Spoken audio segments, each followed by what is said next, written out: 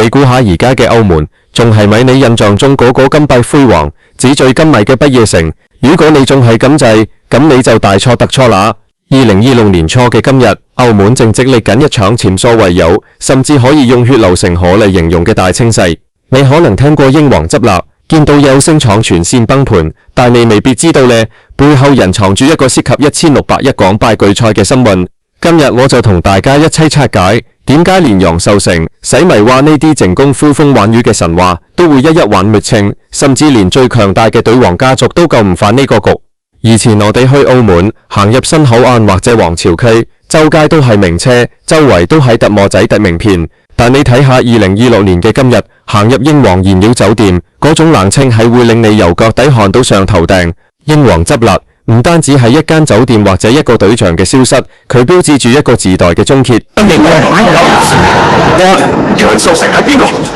係香港現歐圈同商界嘅大佬，佢當年入主澳門寶茶業係可等風光，但而家連佢都要自力離場。點解？因為澳門嘅遊戲規則已經徹底改晒咗。我哋要講清楚，所謂嘅藝星場崩盤，其實係由2022年初修訂嗰份博彩法開始埋下伏筆。當時政府俾咗3年過渡期，要求藝星場必須係自己物業內經營，或者轉做管理公司模式。共到咗2025、2026呢2年，呢個死期終於到啦。好多老闆發現，以前靠抽佣靠分賬嗰套已經行唔通。而家下，以前楊受成嘅英皇，仲有好多名不經傳嘅衛星場，佢哋係靠抽水同埋特模仔帶客嚟生存。但而家內地對跨境補彩嘅打擊係前所未有咁嚴厲，洗米娃案之後，成個特模仔創意鏈斷晒，衛星場冇咗水源，除咗執笠仲可以點？講到洗米娃，佢簡直係澳門補彩業崩盤嘅一個縮影。以前大家覺得佢係小住王，覺得佢有無窮無盡嘅資金，可以喺東南亞甚至全世界呼風喚雨。但到咗2026年嘅今日，我哋回頭望返佢嘅神話，其實係建立喺沙堆上面。當內地法律收緊，當2023年佢被判成18年嘅時候，其實已經宣告咗澳門貴賓恒子代嘅死亡。而家嘅澳門唔再需要呢啲所謂嘅神話，政府要嘅係健康規範。跟住但問題係規範嘅代價係非常沉重嘅。你知唔知澳門六大博企加埋嘅債務有幾多？年到咗2026年，呢個數字已經滾到去1600億港幣。呢個唔係數字無鳥，係實實在在嘅血債。你想下過去嗰幾年，經歷咗3、4年嘅疫情扭打，跟住又係新牌照嘅巨國投資承諾，每一間博企都要攞幾百億出嚟搞乜嘢？非補彩元素。2026年初，好多博企嘅負債比率已經去到一個臨界點。以前佢哋可以靠借貸嚟填氹，但而家利息高企，加上殺雞整猴式嘅大清洗，銀行車物都借到手震。最令人唏噓嘅，莫過於隊王何鴻燊家族。以前何老生喺度嘅時候，何家就係澳門嘅天。但去到2026年，你會發現強如二房嘅何超瓊、4房嘅梁安琪，佢哋都顯得力不從心。澳博作為澳門補炒業嘅龍頭，呢2年嘅財報真係慘不忍睹。唱浦救雖然開咗，但人流遠遠唔及預期。點解救唔返？因為時代唔同咗。等以前澳門靠嘅係內地土豪，係啲唔見得光嘅錢，但而家呢啲錢全部斷晒。何家雖然有底蘊，但面對1600億呢種級數嘅債務，加上英正冇食嘅橫着陸，佢哋都係泥菩薩過江。我哋再睇下2026年嘅澳門街頭，好多以前燈紅酒綠嘅地方，而家變咗做死城。藝星場全線崩盤，現場嘅唔單止係老闆，仲有幾萬個從業員。以前一個20零歲嘅後生仔做莊荷，閒閒地2、3萬蚊人工，加埋貼士仲多。個罪而家協拍於好多人失業，或者被迫轉行去送外賣。呢種血淋淋嘅清洗係對成個社會結構嘅衝擊。澳門人以前覺得主要有賭場，呢世都唔使愁。但2026年嘅現實話俾佢哋聽，呢個世界冇遠遠嘅提款機。英皇嘅離場，其實帶出咗一個好重要嘅衝審，就係管理費模式嘅徹底失敗。以前楊受成可以同澳博分賬，大家贏錢一齊分，但新法例下，管理公司只能夠收定額嘅管理費，唔可以分利潤。呢個改動直頭係攞咗藝星場老闆嘅命根。企你想下，如果我投資幾十億落去開間酒店主場，結果我冇得分紅，只能夠好似物管公司咁收分糧，仲要承擔咁多法律風險，邊個仲會做？所以英皇置地嚟撈呢啲場，一間接一間咁出事，根本就係邏輯內嘅事。兩處結業2026年嘅大清洗，其實係一場去對化嘅過程。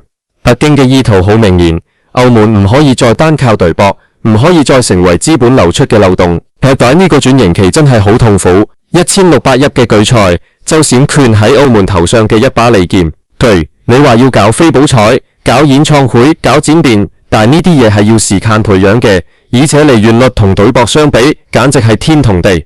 以前賭場入面一鋪百家樂落住幾十萬係平常事，而家你叫個遊客去睇場演唱會，佢肯唔肯花幾千蚊買張飛都成問題。仲有，我哋唔好忘記2026年初嘅利是環境，雖然全球通脹好似放緩咗，但高利率持續咗咁耐，對於負債累累嘅博企嚟講，每一睜開眼就要俾幾千萬利是，呢種毅力連最頂尖嘅精算師都計唔掂。楊修成係精明人，佢睇到2026年嘅風向不對，及早抽身。雖然面子上唔好睇，但總好過追究遇到清代。但洗米娃就冇咁好彩，佢成為咗舊紙袋嘅祭品。佢嘅崩盤亦都象徵住野蠻生長之期嘅終結。大家可能會有疑問，澳門仲有冇將來？2026年初嘅情況雖然慘烈，但呢場大清洗其實係必然嘅。一個城市如果80%嘅收入都係靠賭，呢種結構本身就極度乾旱。但轉型嘅過程係血淋淋嘅，係要收生整整一代人嘅福利同穩定。你想下嗰啲50幾歲做咗大半世頹狀嘅中年人，而家叫佢哋轉行，佢哋可以做乜？呢種社會成本先係最難還清嘅債。2026年嘅澳門保彩業可以話係進入咗後賭王子代嘅最黑暗時期。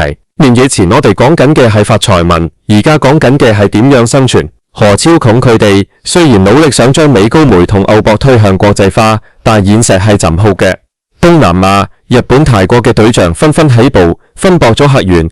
澳門嘅優勢喺邊度？如果冇咗內地大客嘅支持，單靠普通遊客，點樣支撐起個1600億嘅債務？講返楊秀成，佢嘅英皇酒店賭場以前係好多港人去澳門嘅必經之地，舉個門口嘅金磚地板係幾多香港人對澳門繁榮嘅第一印象。到咗2026年，呢啲金蚊似乎都變得黯淡無光。其實呢場崩盤唔係意外，係一場精密策劃嘅制度改革。政府要嘅係主動嘅控制權，要嘅係資金嘅透明化。唯有星場呢種灰色地帶，注定要被歷史洪流沖走。其實2026年初嘅呢場風暴，對於香港人嚟講，亦都係一個警示，因澳門同香港命運相連。澳門保彩業嘅衰落，直接影響到港資喺澳門嘅投資。好多香港老闆喺澳門有物業有生意，而家全部被套牢。呢種連鎖網強喺2026年會更加靈片。總括嚟講，澳門變天唔係一句口號，係發生喺我哋眼前嘅慘烈時運。英皇執笠、夜星場全線崩盤，呢啲都只係冰山一角。楊秀成、洗米娃神話嘅破滅，代表住靠關係、靠灰色地帶發達嘅日子已經掛好。1600億嘅巨財將會係未來幾年入喺後門身上嘅大山，連祖皇家族都救唔返，係因為大勢而去。而2026年初嘅澳門正喺度經歷緊一場重生前嘅陣痛，但呢陣痛有幾耐有幾深，冇人知道。呢場大清洗話俾我哋聽，任何行業只要脫離咗法治同現實，最終都要付出代價。考蒙以前有得太容易，而家要揾嘅菜就越多。你以為你睇緊嘅係保彩業嘅興衰，其實你睇緊嘅係一個時代嘅更替。喺呢個2026年嘅轉折點，我哋唯有希望澳門能夠喺血淋淋嘅洗禮之後，真係揾到呢條新嘅出路，而唔係就咁沉淪落去。呢個故事仲未完，1600億債務背後仲有好多尾爆嘅蛋。隨住2026年更多數據曝光，我哋可能會見到更多葉成溫度嘅財團倒下。大家一定要密切留意，因為呢場保彩業嘅大地震，震央雖然喺澳門，但餘波肯定會波及成個亞洲金融市場。睇完呢場血淋淋嘅直擊，你有咩感想？覺得以前嗰個澳門已經變得好陌生。咁及了，其實世界一直喺度變，只不過我哋有時唔肯面對現實。2020年，澳門正式告別舊時代，迎接佢嘅係一個未知、充滿挑戰，甚至可能係非常艱難嘅未來。楊秀成同洗米娃嘅神話已經寫入史冊，而家寫緊嘅係每一個普通澳門人，每一個保彩重重有緣嘅辛酸生存力。希望大家可以從呢場大清洗一面睇到一啲更深層次嘅嘢，而不單只係睇熱鬧。